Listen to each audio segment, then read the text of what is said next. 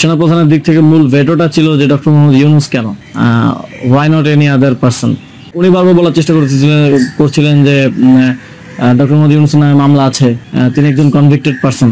একজন convicted person আসলে কিভাবে হতে পারে, একটা দেশের প্রধান উপদেষ্টা হতে পারে। আমার মনে পড়ে আমাদেরকে বলেছিল যে আমি বুকে পাথর চাপা দিয়ে এই সিদ্ধান্তটা মেনে নিচ্ছি।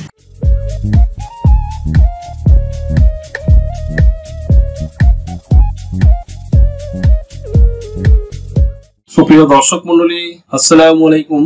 দেশে এবং দেশের বাহিরে যে যেখান থেকে শুনছেন, আশা করি ভালো আছেন, সুস্থ আছেন, নিরাপদে আছেন। আমি অ্যাডভোকেট মোহাম্মদ বেলায়েত হোসেন। আমার আইন বিষয়ক চ্যানেল লিগ্যাল নলেজে আপনাদের সবাইকে জানাই সুস্বাগত। ভিউয়ার্স, লিগ্যাল নলেজ বেসিক্যালি একটি অলাভজনক আইনি সেবা প্রদানকারী চ্যানেল। এই চ্যানেলের মূল মিশন এবং ভিশন হলো আইনি পরামর্শ সাধারণ মানুষের কাছে পৌঁছে। ভিউয়ার্স, লিগ্যাল নলেজের ধারাবাহিক আলোচনায় আজকে যে টপিকটি নিয়ে আলোচনা করব তা আপনাদের জন্য খুবই ইনফরমেটিভ হতে চলেছে। সো ভিডিওটি স্কিপ না করে সম্পূর্ণটি দেখার জন্য রিকোয়েস্ট করছি। আরো রিকোয়েস্ট করছি, চ্যানেলে যারা নতুন, চ্যানেলটি লাইক, শেয়ার, কমেন্টস এবং সাবস্ক্রাইব করে পাশে থাকা বেল আইকনটি প্রেস করে দিন, যাতে পরবর্তী ভিডিওর নোটিফিকেশনটি খুব সহজেই পেয়ে যান। সো আর সময় নষ্ট না করে মূল আলোচনায় চলে যাই। Let's get begin. অন্তর্বর্তী সরকারের প্রধান উপদেষ্টা হিসেবে ডক্টর ইউনূসের নিয়োগ নিয়ে সেনাবাহিনী প্রধান জেনারেল ওয়াকারুজ্জামানের ভেটো আপত্তি ছিল বলে মন্তব্য করেছেন যুব ও ক্রীড়া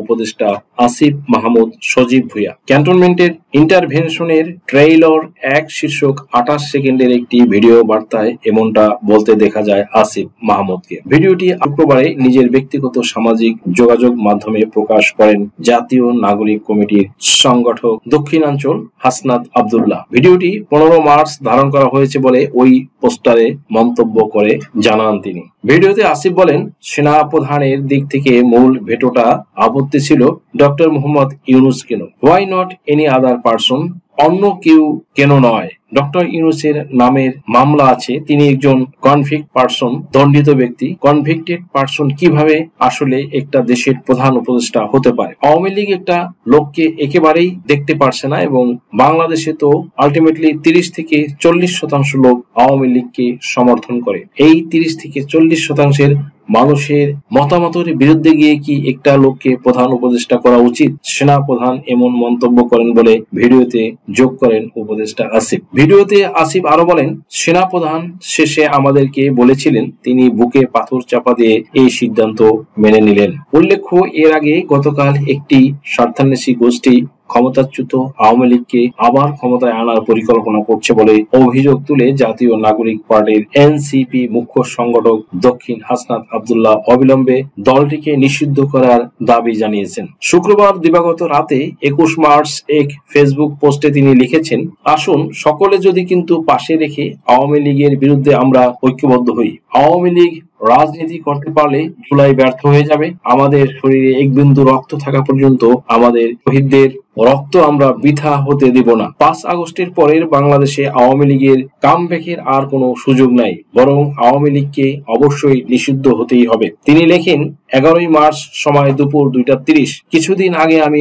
আপনাদের বলেছিলাম যে রিফাইন্ড আওয়ামী লীগ নামে নতুন একটি ষড়যন্ত্র নিয়ে আসার পরিকল্পনা চলছে। এই পরিকল্পনা পুরোপুরি ভারতের। সাবের হোসেন চৌধুরী, শিরিন শারমিন, তাপসকে সামনে রেখে এই পরিকল্পনা সাজানো হচ্ছে। আমি সহ আরো 2 জনের কাছে ক্যান্টনমেন্ট থেকে এই পরিকল্পনা উপস্থাপন করা হয় 11 মার্চ দুপুর 2:30-এ।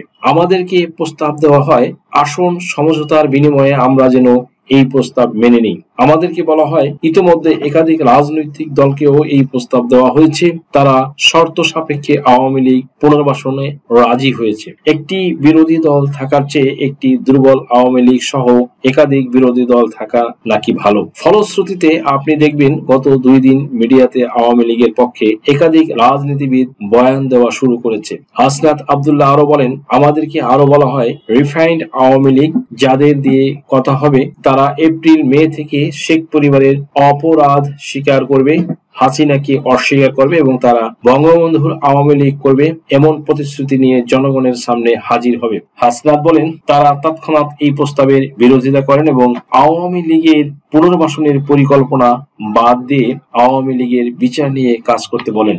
এর উত্তরে আমাদের বলা হয়, আওয়ামী লীগকে ফিরতে কোনো ধরনের বাধা দিলে দেশে যে সংকট সৃষ্টি হবে তার দায়ভার আমাদের নিতে হবে এবং Awami League must come back. Hasnat আরো বলেন, আলোচনার এক পর্যায়ে বলি, যেই দল এখনো ক্ষমা চায় নাই, অপরাধ স্বীকার করে নাই, সেই দলকে আপনারা কিভাবে ক্ষমা করে দিবেন? অপর পক্ষ থেকে রেগে গিয়ে উত্তর আসে, you people know nothing, you lack used and experienced, you are in this service for at least 40 years, তোমার বয়সের থেকে বেশি। তাছাড়া আওয়ামী লীগ ছাড়া ইনক্লুসিভ ইলেকশন হবে না। উত্তরে বলি, আওয়ামী লীগের সাথে কোনো ইনক্লুসিভিটি হতে পারে না। আওয়ামী লীগকে ফেরাতে হলে আমাদের লাশের উপর দিয়ে ফেরাতে হবে। আওয়ামী লীগ ফেরানোর চেষ্টা করা হলে যে সংকট তৈরি হবে তার দায়ভার আপনাদের নিতে হবে। মিটিং অসমাপ্ত রেখেই তাদের চলে আসতে হয় বলে উল্লেখ করেন হাসনাত। হাসনাত আব্দুল্লাহ আরো অভিযোগ করেন, জুলাই আন্দোলনের সময়ও তাদের উপর নানা ধরনের চাপ দেওয়া হয়েছে। আমরা ওসব চাপে নতি স্বীকার না করে আপনাদের তথা জনগণের উপরেই আস্থা রেখেছি। আপনাদের সাথে নিয়েই হাসিনার চূড়ান্ত পতন ঘটিয়েছি। হাসনাত আরো বলেন, এখনো তিনি নির্দিষ্ট মহলের চাপকে অস্বীকার করে যাচ্ছেন।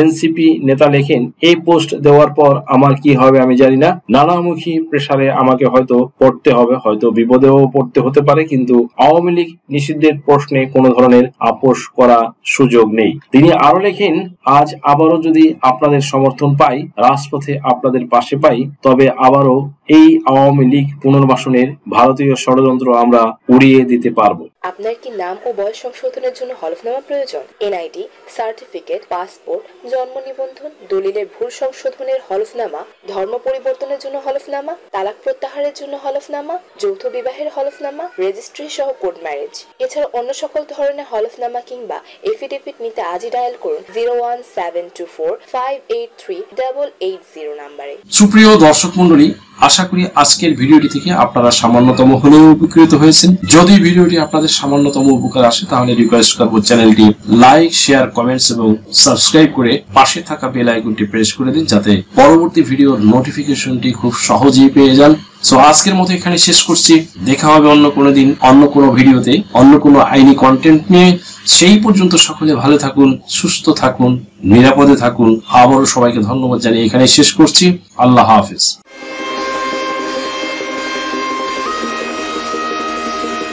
দেশ ও বিদেশ থেকে যে কোনো ধরনের হলফনামা, এফিডেভিট নিতে চান, কাবিননামা, নিকানামা যে কোনো ভাষায় অনুবাদ করে বিভিন্ন মন্ত্রণালয়, ইসলামিক ফাউন্ডেশন থেকে সত্যায়িত করে নিতে চান, শিক্ষা সনদ বা অন্য যে কোনো ধরনের ডকুমেন্ট শিক্ষা বোর্ড, শিক্ষা মন্ত্রণালয় থেকে সত্যায়িত করে নিতে চান, ধর্ম পরিবর্তন করে কোর্ট ম্যারেজ করতে চান, কুরিয়ার, ইমেইল, হোয়াটসঅ্যাপ, ইমো, মেসেঞ্জারিতে ডেলিভারি নিতে পারবেন। তাছাড়া সরাসরি এসেও নিতে পারবেন। Mobile number 01724583880।